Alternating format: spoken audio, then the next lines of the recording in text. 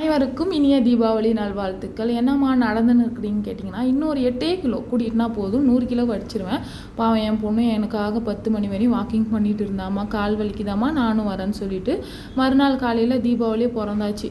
இதே குட்டி புள்ளியாக இருந்தால் அம்மா கிட்ட கஷ்டப்பட்டு 20 ரூபா கெஞ்சி போய் ஊசி போட்ட ஸ்வாயினை வந்து ஏர்லேயே பறக்க விட்டு வெடிச்சுன்னு இந்த காலம் போய் காலையில் எழுந்தால் அதை செய்யணும் இதை செய்யணுன்ற டென்ஷன் வந்துடுச்சு. இந்த குண்டானை நான் ஏன் திருப்பி காமிக்கிறேன்னு பார்த்தீங்கன்னா, வாணியம்பாடியில் திண்டிவனம் அப்படின்ற ஒரு கடைக்கு போயிருந்தோம் போது 3000 ரூபாய்க்கு ஷாப்பிங் பண்ணுமா, இதை ஃப்ரீயாக கொடுத்தாங்க. எனக்கு 3000 ரூபாய் கை காசை போட்டு வாங்கின துணி மேலே இல்லாத அந்த அஃபெக்ஷனு இந்த குண்டா மேலே இருக்குதுங்க. இப்போல்லாம் எத்தை செஞ்சாலும் இந்த குண்டாவில் தான் செய்கிறேன். நல்லா வெயிட்டாகவும் பார்க்குறதுக்கு சூப்பராகவும் இருந்துச்சு. அதுக்கப்புறம் கீழே கொட்டி வச்ச கலக்காவை வந்துட்டு ஒரு டப்பில் போட்டு வைக்கலாம்னு அதையும் வாரி வச்சுட்டு இருந்தேன். ஸோ இன்றைக்கி நாள் வந்துட்டு இப்படி தான் ஸ்டார்ட் ஆகிருக்கு. பட் இன்னும் முடியல.